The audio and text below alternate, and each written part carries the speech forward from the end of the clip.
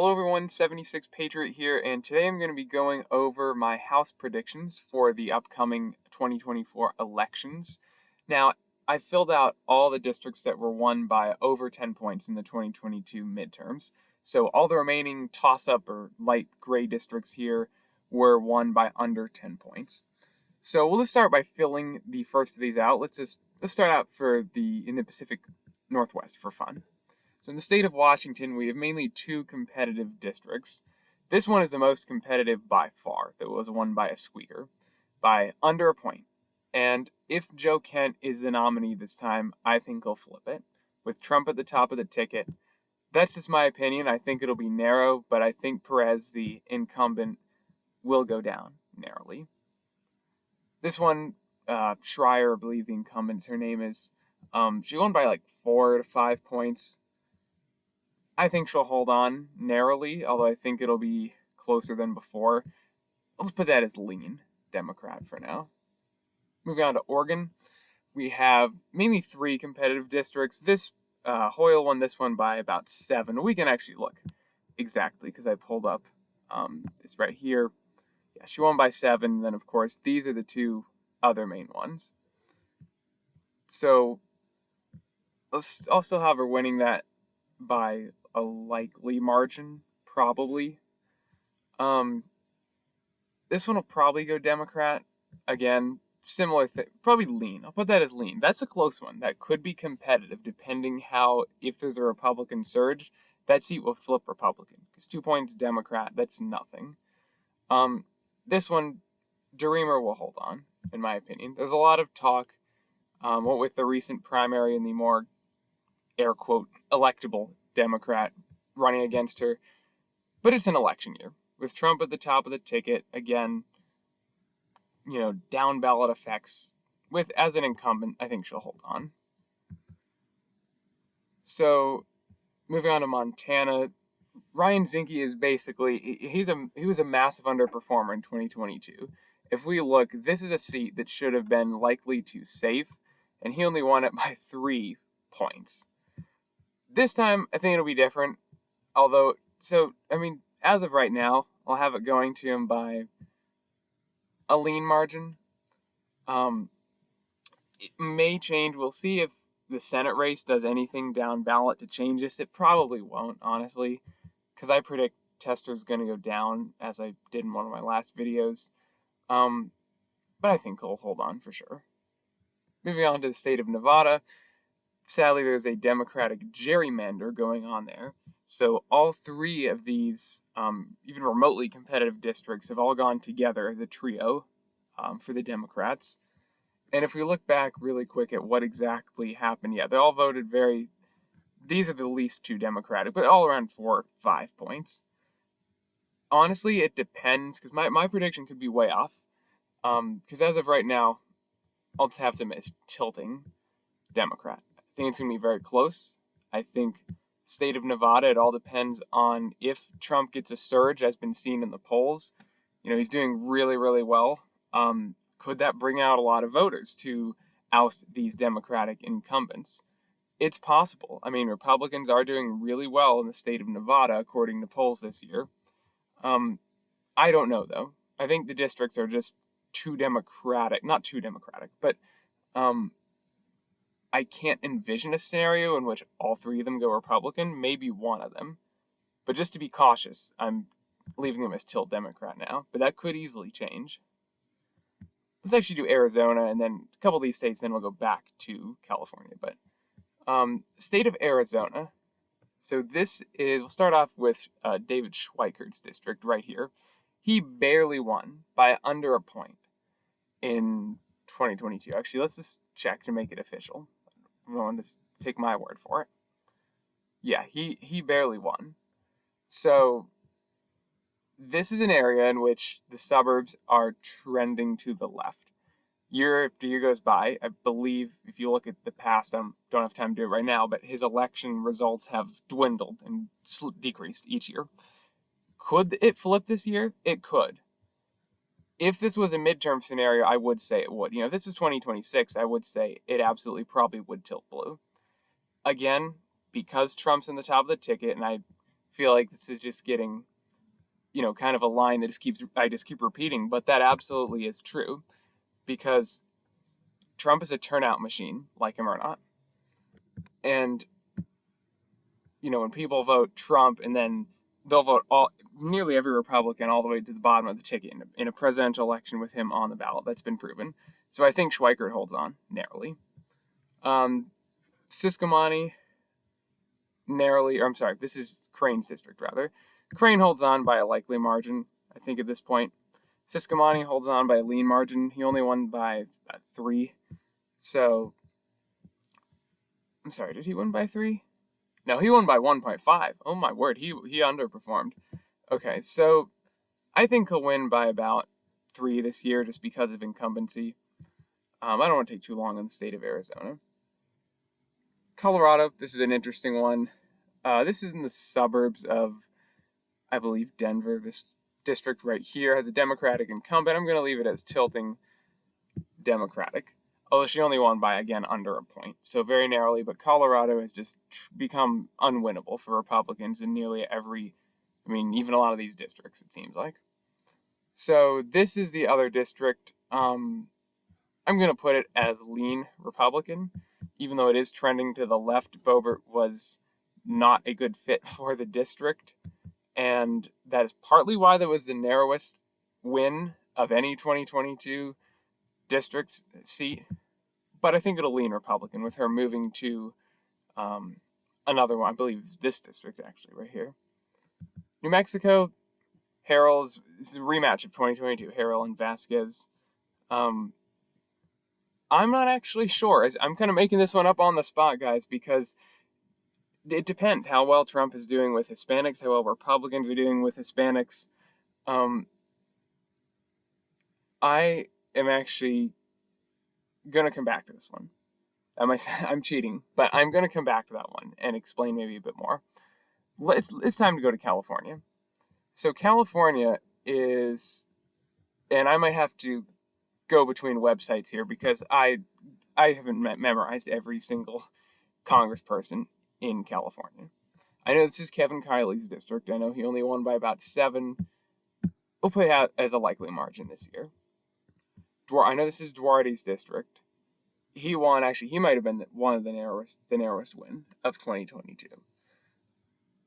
I'll put him as Duarte tilt Republican, because we have seen pro-Republican trends in the state of California in the past several cycles, which is, not near enough to make any of the federal races truly competitive, at least not as of yet. But it has had down ballot effects in enabling a lot of these House Republicans to win. So this, I believe, let me just check. I told you I might have to cheat on this one. This one is, Valadao will hold on. He'll hold on by probably a lean margin. I don't know. He is practically, I wouldn't say completely like a juggernaut, but he definitely is one to overperform. Let's say that in a very Democratic district. This one is Josh Harder, I believe. Let me double check. Yeah, that's Harder. And, okay. Harder, I predict, wins by a likely margin. Again, not the strongest incumbent as we have seen, but he is in a liberal district. Why did I have this one as a toss-up? That's a mistake. That is a very Democratic seat by about 36 points. I know this one is Katie Porter's, even though she's retiring. So, depending on who the nominee is, I'm not sure who the front runners are right now. I think it's tilt Democrat, but we could see a flip there. She only won by about 3 last time as a popular incumbent. So that could be a flip, honestly. We'll see how well Republicans do. This is Ken Calvert's district. Now, he underperformed. He only won by about 3. This area has trended to the left. He has experienced decreased margins successively, I believe. Hopefully I'm not wrong on that. So I predict he'll win it by a tilt margin. This is one of the easiest opportunities for Democrats to flip a seat, in my opinion, is Ken Calvert's, but I think he'll hold on just because of incumbency. Oh, and this one is kind of a fluke. It's was technically the Democrat only won by a couple points, but he's running against another Democrat. So, and then this one is, oh, I forget her name. She's one of the 2020 class. Let me just double check. Steele. Yeah, Michelle Steele. She'll win it by a probably a likely margin, honestly. Actually, no. I'll put it as, whoops, messed that one up. Sorry, guys. This is when these are so tiny. Oh, my word. So tiny. Okay, I'll put that as lean. There we go. This is Mike Levin's district. He underperformed, again, only won by like 5. California Republicans have seen a lot of increasing success recently, so we'll mark that as lean Democrat. Okay, I gotta hurry up here. I'm taking way too much time. Costa, he'll win by a likely margin, no big deal. Okay. So I told you guys I was going to come back to New Mexico. Let's just get that out of the way right now. So New Mexico, this was a close one. This was under a point. If we go back to the map here, yeah, Vasquez won by 0.7. That is close. You know what? I'm going to go on a limb here. This might be controversial. I'm going to say Republicans go and pick this one off. Simply because I know a lot of other people's predictions channels, people that I follow have this one as staying Democrat column. I'm not so sure. If Trump's doing really well with Hispanics, and that's a big if, and if he's doing well with Hispanics in New Mexico, then I think Harrell, due to being a previous incumbent, wins. I think she may be dragged across the line narrowly, but again, that might be a hot take, so I might eat my words. Come November, we'll see. Okay, so we've already filled out nearly all the western states. Come back to Alaska. Texas, there's only 2 competitive races, really. De La Cruz will hold on by a likely margin. And then Vicente Gonzalez will probably win by a lean margin, I'm going to say, just because of trends with Hispanics in South Texas. This one right here, Cuellar's district, will probably narrow up. This is just the results. This is just what it was like in 2020. It was safe 2022 and 2020. I'm not sure if that'll stay safe. That's just the result it was in 2022. It could tighten up to likely easily, but he is a very popular incumbent. Let's do some of the upper Midwestern states. Okay, Nebraska. This is an interesting story. Don Bacon is having a rematch with Tony Vargas, I believe his name is. Same rematch, same people from 2022. And possibly 2020. Certainly 2022. Omaha is trending left. This district is becoming harder and harder for Republicans to win. However, I predict Bacon will very, very narrowly win it. Honestly, as much as I don't like Don Bacon, I think he's one of the worst members of the House, Republican members of the House. He really is the only kind of person that can win a district like that, a very kind of trending liberal, suburban, pretty educated district. So don't like the guy, but again, wouldn't be able to win if it wasn't for somebody like him. Minnesota, really only one competitive race. Angie Craig running for re-election. She won by under 5 in 2022. I think she'll hold on, just because the Twin Cities is just such a hard area for Republicans to make inroads into. But we'll see. If there's high third-party turnout, she could go down this year. Van Orden in Wisconsin here, he won by about 3 points. He'll hold on by a lean margin, I think, now, due to incumbency. And then this one, I believe, is Brian Steele. He won by a likely margin. So he might win by safe, honestly, this time. Iowa, I forget who all of these districts are. I know this one is the closest with Zach Nunn. Barely won. He won it by under a point in 2022. He'll win it by a lean margin. And then these two will go likely Republican, I'm pretty sure.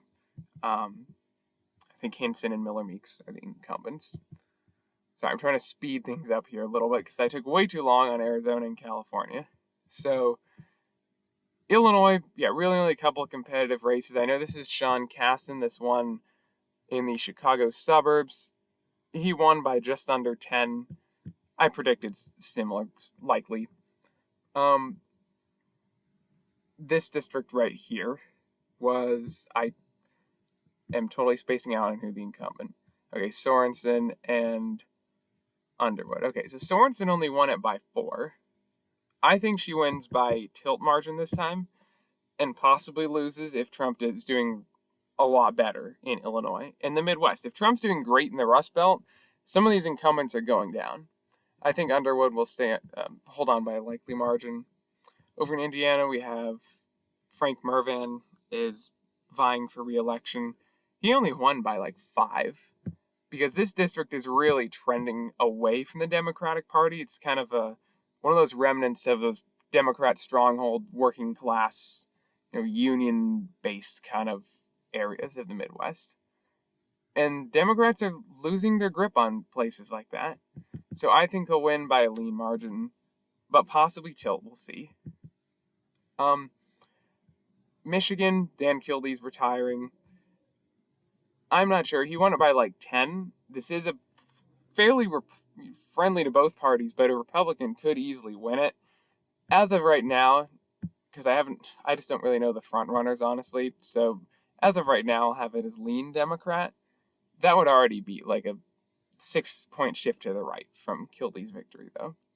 5 or 6. This was Slotkin. She's retiring to run for the Senate, and I believe, let me just check over here, see how much she won it by. She won it by 5.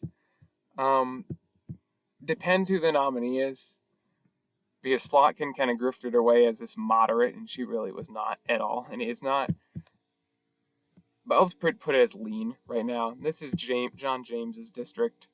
I predict he'll win by a lean margin this time, just due to incumbency. Ohio, Greg Landsman is defeated Steve Chabot last time. I think he holds on by a lean margin. And then Sykes, I believe her name is. She could lose. But again, if we look at Ohio, she won by 5. If Trump's doing well in Ohio, he could drag whoever the Republican nominee is across the finish line easily. But right now, I'm going to put it as lean Democrat. Okay, gotta speed things up here. Pennsylvania. Let's do Pennsylvania. So, Pennsylvania is a state where there are a number of competitive races. Let's start off with Scott Perry's. Scott Perry's going to win. There's a lot of controversy about, could there be a more establishment type nominee that could knock him off? I'm sorry, not establishment. What am I saying? It's late at night, guys. Democratic nominee, rather, that could knock him off. And I'm going to say no. There's not. He won by about 7 last time. People like him. A lot of people. He has quite a bit of support, even though the district includes a large city and some suburbs. He has quite a bit of support. DeLuzio will win by a lean margin.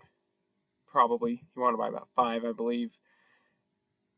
Fitzpatrick will win by a likely margin. He won by about 9 last time. He keeps managing to hold on very narrowly.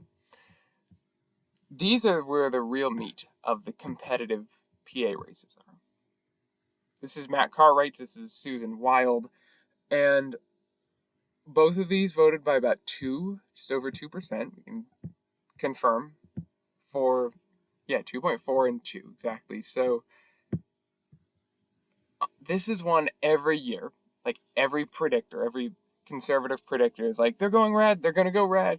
Remember it all last year, remember the cycle before.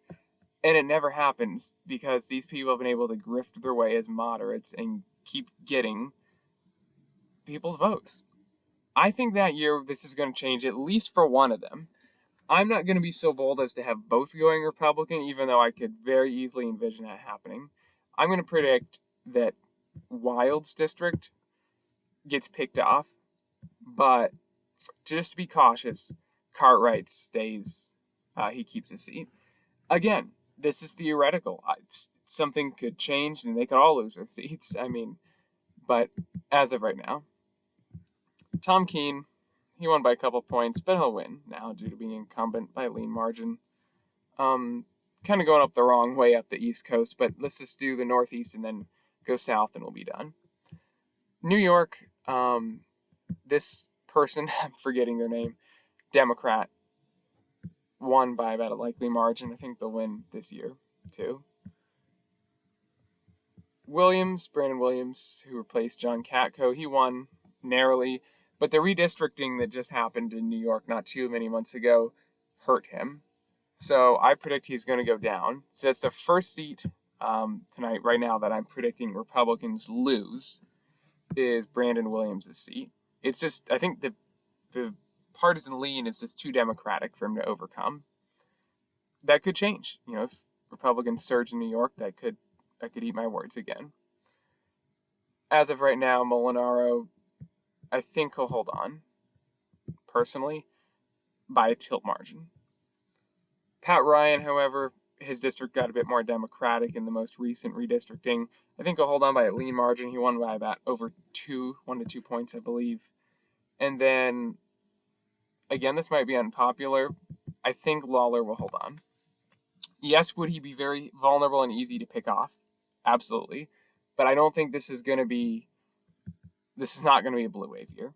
It's not. I mean, based on polls, based on data, it's just not. Trends, it's not going to be. Suozzi, I think, holds on. Maybe by a tilt. I don't know. Leave it at a lean margin. Then D'Esposito, again, I think he holds on. I could be wrong, but I think he narrowly holds on, just because New York has seen a lot of favorability towards Republicans in certain areas recently, in recent elections.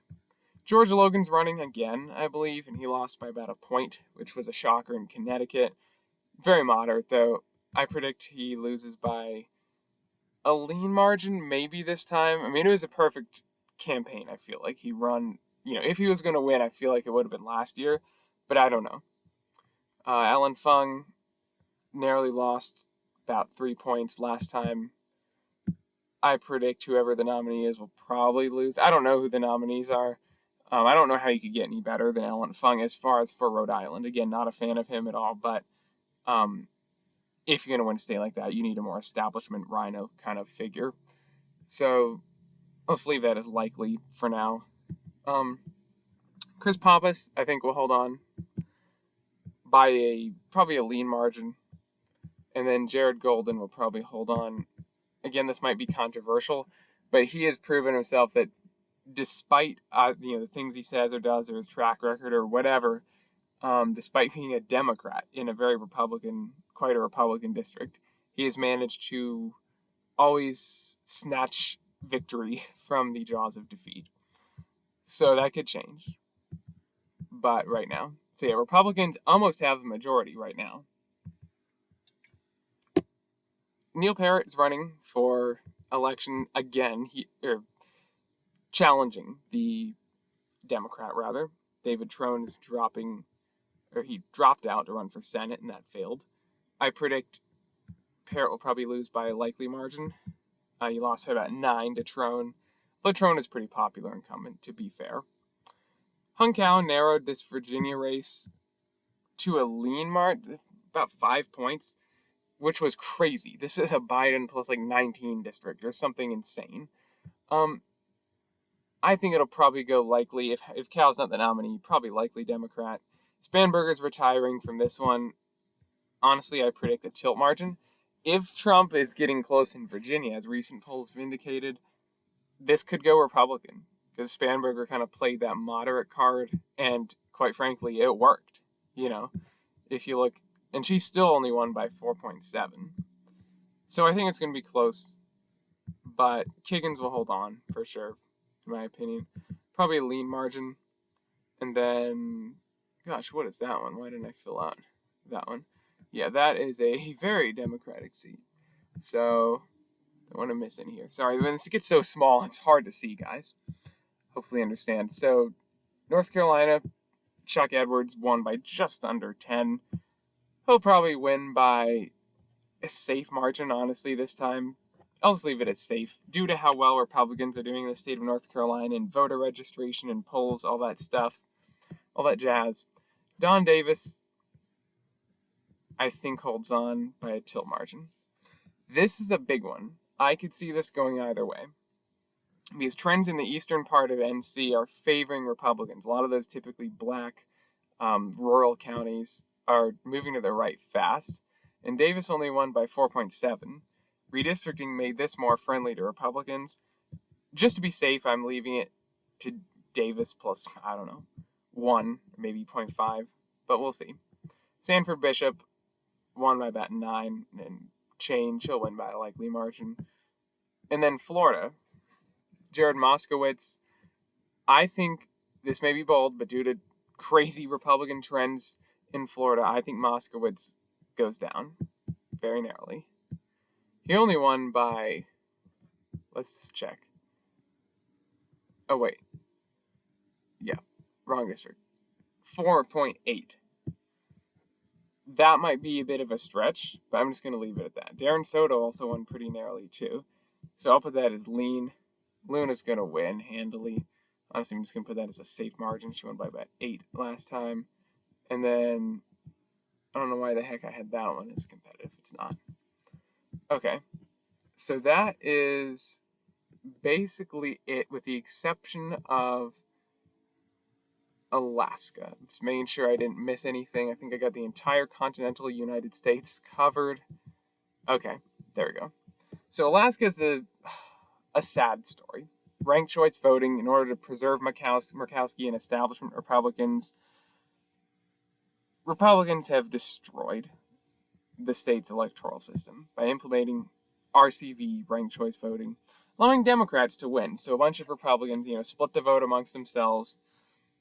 And then, in this case, when it was Peltola v. Palin, now I will say Palin was an awful candidate in my opinion, she won by 9.9. This is humiliating for us to have a Democrat winning by at all, let alone margins like these in a state like Alaska. Sadly, nothing's changed with the electoral system or with many of these so-called independents to elect freaking Democrats. So I'm putting it as likely just because Trump may cause whoever the Republican nominee, to do a bit better. That could narrow up. I doubt it. It's depressing. But look at that, guys. We kept the Republican majority, albeit by the skin of our teeth. And I think we actually gained a couple seats from where we are now. So, again, there's a lot of things that could be wrong. I could be wrong about New Mexico. I could be flipping a seat there. I could be wrong about flipping that seat in Florida. Even so, Republicans would still have 220. So, play around with some of the math here. I only have us losing 1 seat, that one in New York. Say Desposito loses in New York. Say all 3 of these lose. We still have the majority. So everybody says, so many pundits and people are saying we're going to lose the House. It's a Democratic House. It's, guaranteed. Not at all. Honestly, if anything, if my money, if I had money to bet on this, I would say Republicans are the slight favorites at the moment. We'll just have to see what happens, though, guys. Hopefully you all enjoyed. Thank you all so much for watching. If you want to see more content like this, please like, comment, and subscribe to the channel. Thank you all so much for watching, and have a great day.